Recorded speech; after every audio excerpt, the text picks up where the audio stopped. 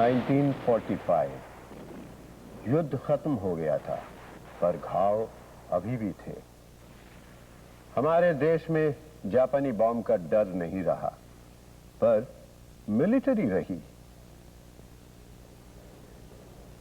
सारी चीजों के दाम हद से ज्यादा बढ़ गए थे। चावल और केरोसिन तो गायब। केवल एक चीज बहुत सस्ती थी, बहुत ही सस्ती। हाँ? लड़ाई ने हमारे देश का सर्वनाश कर दिया। इससे दुख होता, तकलीफ होती, और बहस करते तो राजनीति को लेकर।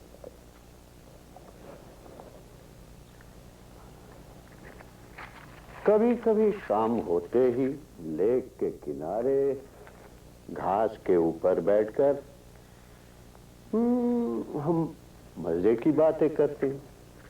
अजीत सुकुमार बस, अरे एक दिन तो मुझे ही पकड़ लिया, काली बाबू के कोठे चल, और ये भी कहा भट्टाचार्य तो गजब की लेकर आया था, तू ही नहीं था। सच कहूं, उस दिन अड्डे में शामिल ना होने से मुझे बहुत अफसोस हुआ। प्रेम क्या है मुझे मालूम नहीं था,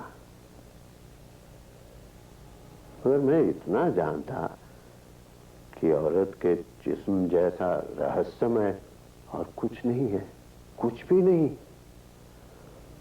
और मुझे मालूम था कि इस लड़ाई के बाजार में एक ही चीज सस्ती है, वही हम सब वास्तव में doctor Jekyll and mister hide हैं। अकेले रहे तो अच्छे से रहते हैं, और अगर नहीं तो अपने आप को भूल जाते हैं। ये अजीत का कहना है।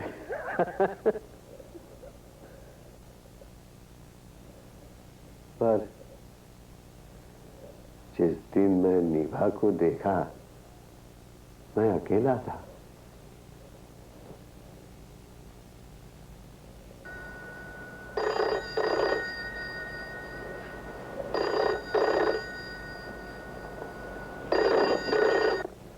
हेलो जी, मेरी पत्नी धनबाद गई हुई है। हाँ, एक हफ्ते में लौटेंगी। हाँ, एनी मैसेज? Thank you.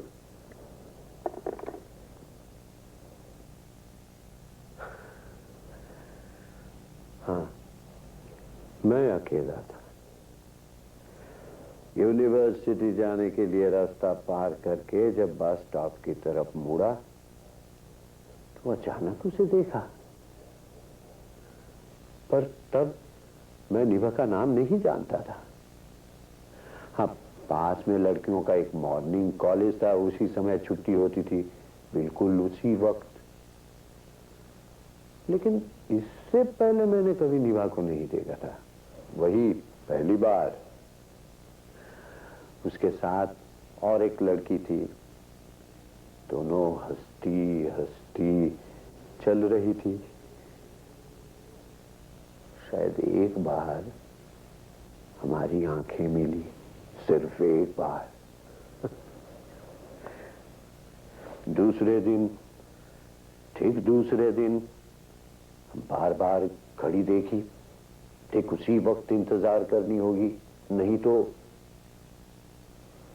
मुझे उसे सिर्फ एक बार देखने का नशा सवार हो गया। कभी मुलाकात होती, कभी नहीं। जिस दिन वो अपनी गहरी आंखों से मेरी तरफ नजर नहीं डालती तो मुझे कुछ नहीं अच्छा लगता, कुछ नहीं।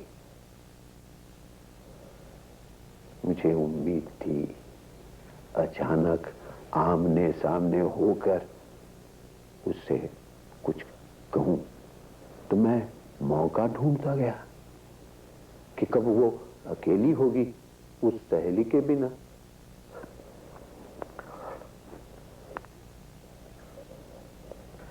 मैंने जिस खास नजर से उसे देखना शुरू कर दिया उससे छिपा नहीं।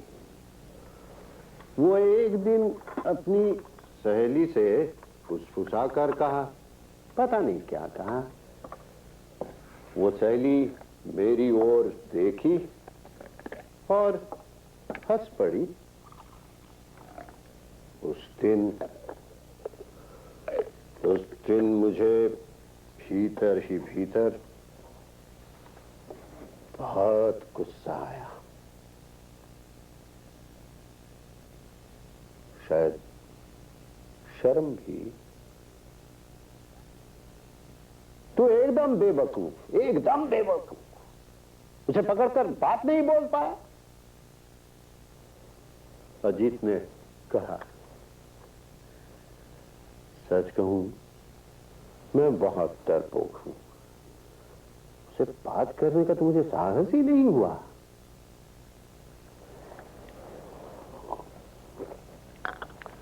उन दिनों हमारे मोहल्ले में एक मकान खाली हुआ। एक दिन देखा सामान भरा हुआ एक लॉरी उस मकान के सामने खड़ी है। उस उम्र में अपने मोहल्ला में कोई नए किराएदार आने पर मन में एक ही बात होती है ना। एक दिन सुबह उठकर बरामदा में खड़ा हुआ तो क्या देखता हूं, अरे ये तो वही लड़की। हाँ, और वो भी हैरानी से मेरी तरफ देख रही थी और फिर नजर नीचे कर ली और मुस्कुराई और बाद में दरवाजे की आहट की तरफ चली गई और दरवाजा बंद हो गया। उस दिन के बाद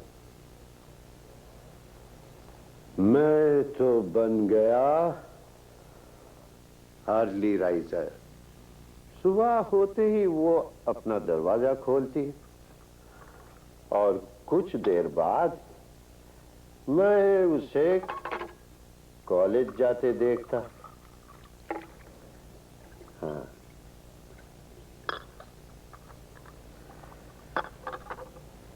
और जब मेरी क्लास होती तो उसकी तब छुट्टी होती। ठीक उसी वक्त पर दोनों सहेलियां मुझे ना देखने का बहाना करते और रास्ता पार कर लेती।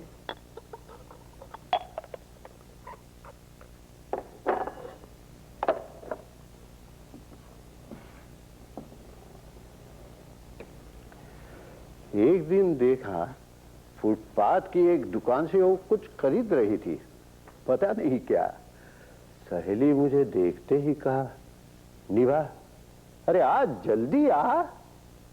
और उसने तुरंत दुकान से निकल मुझे देख हंसती हुई पता नहीं सहेली के कानों में क्या कहने लगी। उस दिन मुझे निभा का नाम कब पता लगा। मैंने तो बस स्टैंड में खड़े होकर यूं मुड़कर देखा। उसी वक्त उसने भी मुड़कर देखा। सुकुमार सुनकर बोला, बुलाकर बात कर लेते।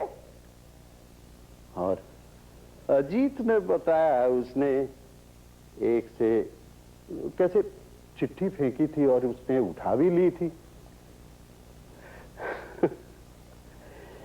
एक दिन रात जागकर मैंने भी एक चिट्ठी लिखी, नहीं छोटी सी।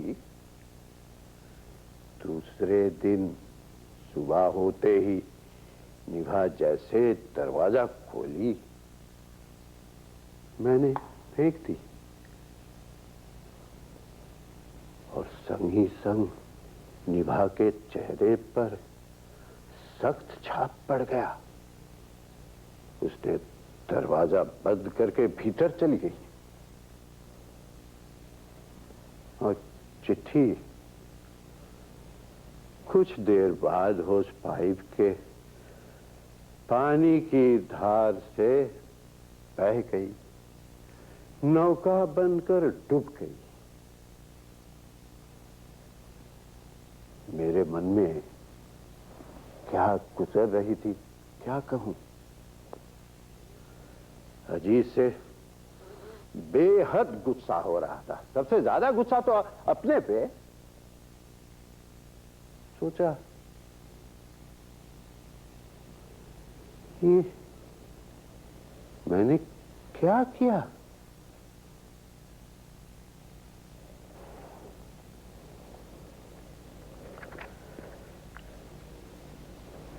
पर शाम कॉलेज से लौटकर देखा उसकी स्टडी टेबल की सामने वाली खिड़की हमेशा की तरह खुली हुई है और देखा टेबल लैंप के गहरे उजाले में उसका चेहरा रोज की तरह किताबों के पन्नों से वो बार बार मेरी ओर देख रही थी। मेरी आशा फिर से उभर आई, मगर मैं डरपोक हूं, बहुत ही डरपोक। किसी दिन साहस नहीं पाया, किसी दिन आगे बढ़कर दो शब्द सुनाने का साहस नहीं हुआ।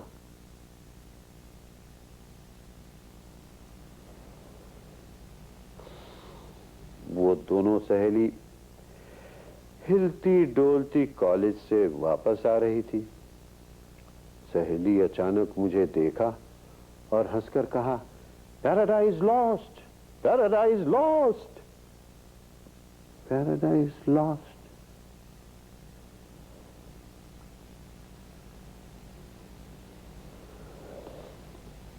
अब तो मैं डबल डेकर की सामने वाली सीट में बैठा हूं।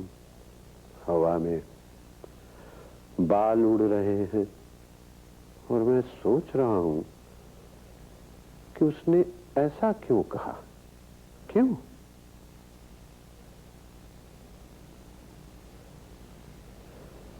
दूसरे दिन कान में आवाज आई। निभा सहेली से पूछ रही थी, पैराडाइज लॉस्ट के बाद क्या होता है? पैराडाइज रीगेन, सहेली ने कहा। सुकुमार सुनकर बोला, हाँ बड़े मजे में हो, पर मुझे ये बच्चों जैसा इश्क जचता नहीं। और अजीत बोला, क्या वो लड़की स्कूल में पढ़ती है क्या? मुझे बहुत गुस्सा हुआ, कसम खा ली। मेरे मन के दुख, मन की खुशी सिर्फ अपने तक रखूंगा और किसी को नहीं बताऊंगा। हाँ, एक दिन रास्ते में निभा की सहेली से मुलाकात हो गई। वो मुझे देखते ही ऐसे हंस पड़ी जैसे कि वो सदियों से मुझे जानती है, और मैं भी हंस पड़ा। उसके बाद क्या हुआ मुझे पता नहीं। मैं आगे बढ़कर उससे बोला, मुझे आपसे एक बात करनी है। तो हंसकर बोली, मुझसे? मैं गंभीरता से बोला, जी मैं एक बार निभा से मिलना चाहता हूं। लड़की की आंखों में वो जरा सी सहानुभूति आई और वो हंसकर बोली,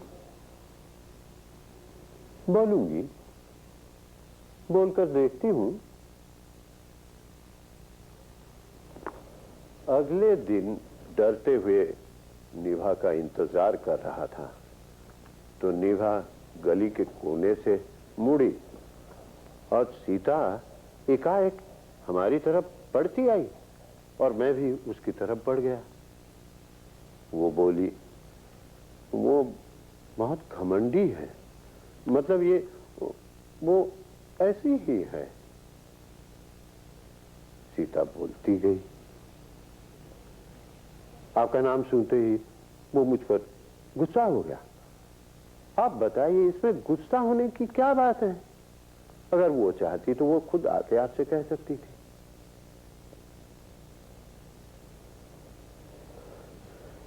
सीता से ये सब सुनकर मैं शर्मा गया। उसके बाद कभी कभी सीता से मुलाकात होती, वो तो एक बात करती, मैं भी करता। ऐसे चलते चलते उससे मिलने, उससे बात करने, मन में एक शायद मैं सीता से प्रेम करना शुरू कर दिया था। मुझे मालूम नहीं। अगर ऐसा होता तो निभा के छात पर शादी का शामियाना देखकर मन में हलचल क्यों?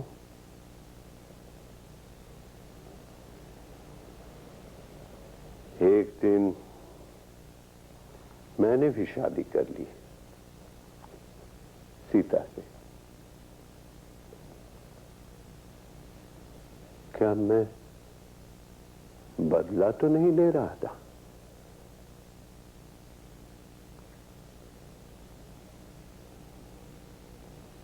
निभा बहुत दूर चली गई, सीता से भी। हमारे घर में कभी निभा की कोई चर्चा नहीं होती। मैं तो उसे भूल ही गया था। हाँ,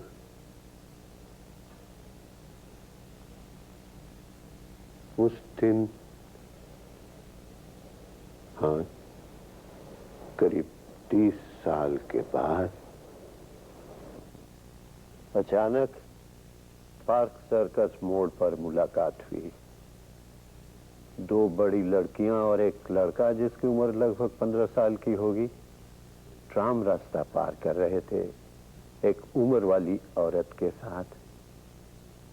मैं चौंका। निभा, हाँ, निभा। कान के पास बाल सफेद हो गए थे। निभा अब बूढ़ी लगने लगी थी, जैसे कि मैं बूढ़ा नहीं हुआ। आखिर इतने साल बाद मुझे देखा, शायद पहचान नहीं पाई। फिर घुरकर देखा, पहचान लिया और मेरी तरफ देखकर बोली, आप निभा? पहचाना नहीं? हाँ, बूढ़ी हो गई हूं। मैं देखता रहा। मैंने पूछा, तुम कैसी हो? निभा बस बोलती गई। बच्चों से परिचय कराते कहा, उन्हें चलो पैर छूओ, नमस्ते करो। थोड़ी देर बाद बोली, मेरा घर पास ही है। उसने मेरे हाँ की भी इंतजार नहीं की, घसीट कर ले गई। जबरदस्ती? पता नहीं। हमने काफी देर तक बातें की। वो बोलती गई, मैं सुनता गया। बाहर तेज बारिश हो रही थी। निभा बातें करती, गृहस्थी का काम बीच बीच करती, कभी कभी बच्चों को डांटती। मैंने सब देखा। निभा घमंडी तो क्या सीता? बारिश रुकते ही जाने के लिए मैं उठ पड़ा। सीढ़ियों से से उतरे, मैं और निभा साथ साथ, हम दोनों इतने साल बाद। निभा जरा रुकी, मेरी ओर देखा, हंसी और कहा, ये पहली बार हम बात कर रहे हैं। हाँ। जरा रुकी, सोचकर बोली, अच्छा, उस दिन हमने कोई भूल तो नहीं की ना?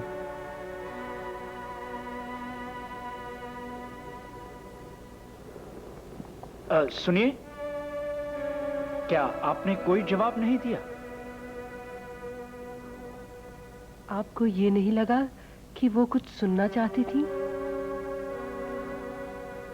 शायद।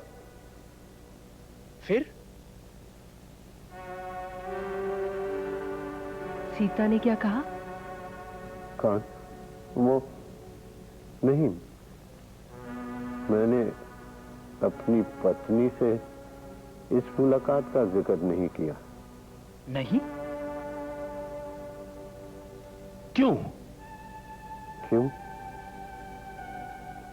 क्या हर चीज, हर वक्त?